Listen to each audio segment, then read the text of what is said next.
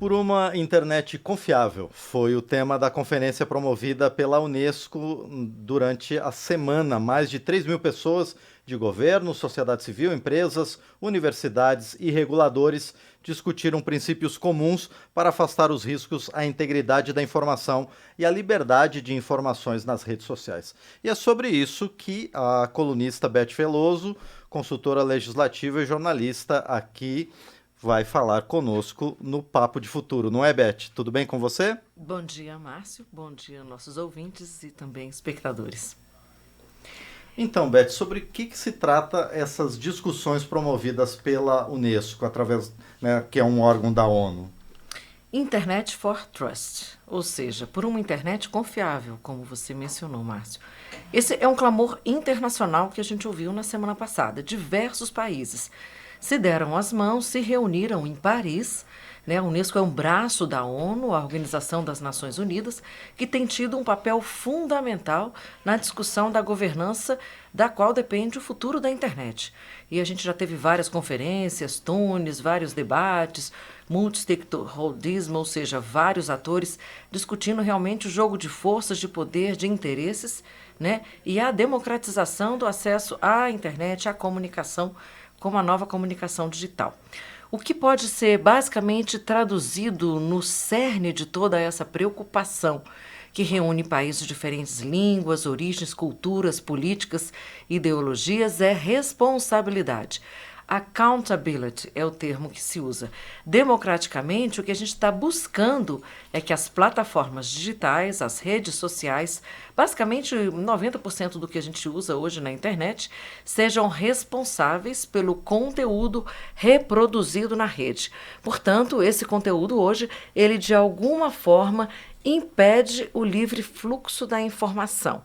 O modelo de negócios das plataformas e das redes sociais é demandado por uma lógica de algoritmos, de uma política de algoritmos que coloca em risco atualmente as democracias, restringe as liberdades individuais e sociais. Eu trouxe para a gente conversar hoje a Bia Barbosa, que esteve no encontro, participou ativamente e que tem tido uma atuação política muito relevante, inclusive no Comitê Gestor da Internet aqui no Brasil. Ela fundou, junto com a Helena Martins, a DIRACOM, que é um direito à comunicação e democracia.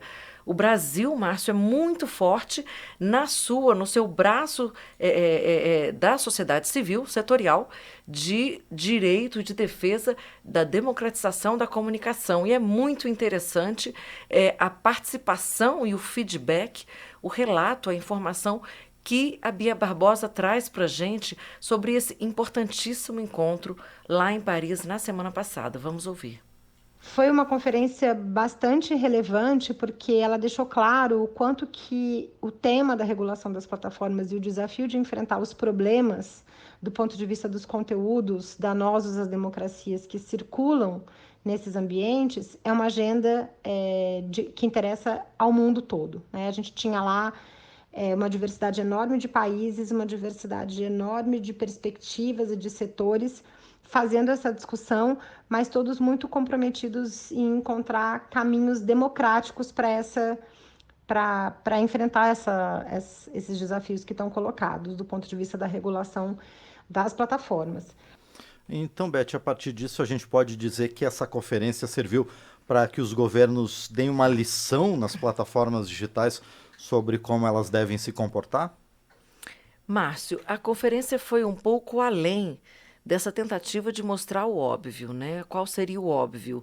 O desinteresse das plataformas, dos aplicativos, em combater esse conteúdo danoso, a desinformação, o discurso de ódio já consolidado. Me faz até uma metáfora. Parece que a internet está contaminada com câncer, Porque o câncer ele se espalha muito rapidamente, ele vira uma metástase e dá essa meio impressão de que envelheceu muito rápido, de que todo esse processo perdeu o controle muito rapidamente. A pergunta agora é: o mundo todo, ou pelo menos as democracias que estão bastante incomodadas, como a gente viu, com a apropriação, a exploração, o uso não autorizado dos dados pessoais, para criar os engajamentos dos conteúdos que viralizam, chamando mais atenção. Então, o que se pretende focar, na verdade? Estabelecer diretrizes, elas vão ser liberadas lá a partir de setembro desse ano, a expectativa, e impedir que as plataformas sejam usadas para atacar a democracia, como aconteceu e foi um exemplo que, de fato, assustou bastante o mundo, chamou muita atenção, no dia 8 de janeiro, quando houve a invasão dos prédios, dos palácios aqui do Congresso, né, do Supremo e do Palácio do Planalto em Brasília. O Brasil teve, portanto, um olhar, Márcio, especial nessa conferência da Unesco, como informa a Bia Barbosa. Vamos ouvi-la.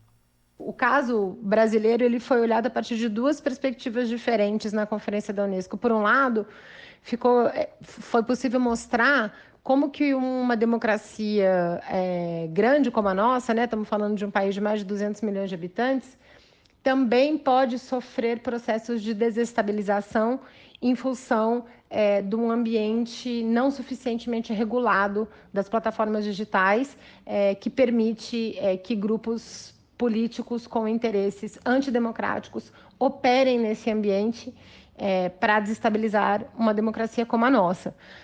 Por outro lado, a forte presença de diferentes setores do Brasil lá, e tinha uma grande delegação também da sociedade civil e da academia, deixa muito claro o compromisso do Estado brasileiro em enfrentar esses problemas.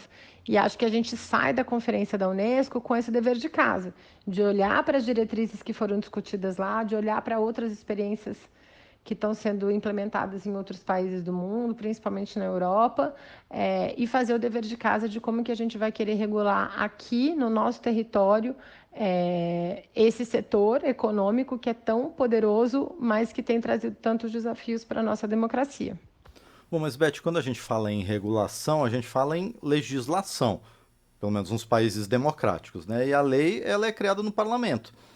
Trazendo aqui para a nossa casa, o quanto o Congresso está preparado para essa discussão que pode e deve, né, desagradar os gigantes da internet? Márcio, nós assistimos em setembro de 2021 a uma tentativa de regulação da internet por medida provisória. Houve ali uma tentativa de definir quais eram as situações e que não se poderia remover conteúdo da internet em nome da liberdade de expressão.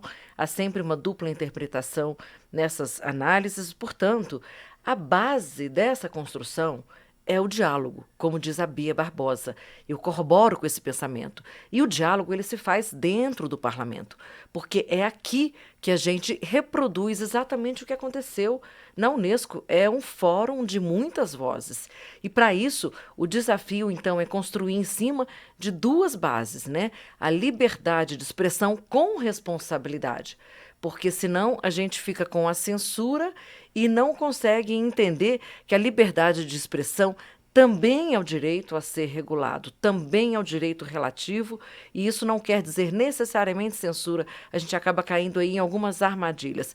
E por isso também é fundamental que a gente inclua não só empresas, governos, lobbies, mas outros atores, todos os atores que possam participar, inclusive a questão importantíssima do trabalho digital, que está cada vez mais precarizado. Então, para fortalecer essa democracia, só há uma maneira, né? Eu convido por uma última vez a gente ouvir a Bia Barbosa, porque ela fala justamente como a democracia ela é uma faca de dois gumes. Ela tem que estar antes do processo e ela tem que estar depois, ou seja, ela é o fim em si mesmo. Qualquer regulação das plataformas digitais que venha a ser adotada no país, ela só vai ser democrática se ela passar por um processo de discussão no Congresso Nacional. Portanto, se ela for fruto de um projeto de lei que seja escrutinado, discutido, aprimorado no Parlamento brasileiro, ouvindo todos os setores interessados. É curioso, Márcio, que a gente vê que não é um parlamentar, um político que está falando isso, é a sociedade civil. É a sociedade civil que entende que existe um lugar certo, e aí a gente combate um pouco essas falas de que o processo legislativo é moroso, de que não se decide, de que tem muitas correntes, mas é exatamente assim o sistema, né? E é graças a esse sistema absolutamente plural, participativo, colaborativo, e que chega, assim, a um fim, que a gente tem a Lei Geral de Proteção de Dados, que já foi um grande avanço. Eu queria lembrar aqui que, nesse ano, a gente está justamente implementando uma nova comissão de comunicação, quer dizer que o parlamento está antenado com a centralidade das mídias digitais, com esses novos tempos, com a demanda, né, com a relevância econômica dessa economia digital, e partiu justamente essa comissão de um desmembramento da Comissão de Ciência e Tecnologia, que eu acompanho pela consultoria legislativa, junto com os meus colegas, para que esses assuntos sejam tratados com a urgência e a deferência que eles merecem, né? Inclusive, eu participei, no dia 15 de fevereiro, do encontro sobre políticas de comunicação. É o encontro mais importante em Brasília para tratar justamente dessa questão de gestão da comunicação, de regulação da comunicação. E lá nesse encontro, o secretário de Políticas Digitais do governo, João Brant, disse que essa agenda tem sim, Márcio, que levar em consideração os debates que já acontecem há mais de 2 anos no Congresso Nacional. Eu cito aqui o PL 2630-2023, que é a chamada Lei da Transparência. Ela já passou pelo Senado, está passando pela Câmara agora, e é uma lei bastante ampla. Ela precisa ser muito aperfeiçoada, mas ela trata de anonimato, porque anonimato, da forma como, dependendo de como for, pode representar impunidade, e trata também da punição das plataformas, trata de coibir o financiamento da propagação da desinformação. Então, para finalizar, é realmente convidar a sociedade para esse debate civil, né? Esses nomes, esses expoentes, como a Bia Barbosa, que é uma autoridade independente da linha ideológica do piano que ela toca, né? Para realmente participar, dar sua contribuição e pensar nos algoritmos, né, menos opacos, e no uso, no impacto da inteligência artificial. A gente falou na semana passada com Cláudio Ferreira sobre o chat GPT, sobre o qual a gente tem realmente muitas, imensas dúvidas para serem tiradas, né? Esse sistema está governando a gente, e considerando que nós temos, de cada 4 brasileiros, 3, Márcio, estão com o celular na internet na mão, a gente está falando sobre nós, né? Sobre a sociedade, sobre o Brasil, sem falar no mundo. Eu acho, na minha opinião, que esse debate não está chegando nem cedo, nem tarde. Esse debate é aquele debate budista. Ele é aqui e ele é agora. Bom, e estamos todos em busca, então, de uma internet confiável. E a gente tem falado bastante sobre isso aqui, né, Beth? Por enquanto, eu agradeço a você. A gente se encontra na próxima semana, não é, Beth? Exatamente. Na próxima semana devem estar sendo instaladas aí, a gente tem grande expectativa, essas novas comissões. E a gente convida realmente quem tem a contribuir nesse processo que venha, porque essa aqui é a Casa do Povo. Exatamente. Você que está nos ouvindo ou acompanhando pela internet, pelo YouTube, também pode participar enviando sua sugestão, sua crítica ou sua proposta de tema para o WhatsApp da Rádio Câmara, que é 61999789080, ou então para o e-mail papodefuturo@câmara.leg.br. Obrigado mais uma vez, Beth, até semana que vem. Até semana que vem, uma excelente semana para todo mundo.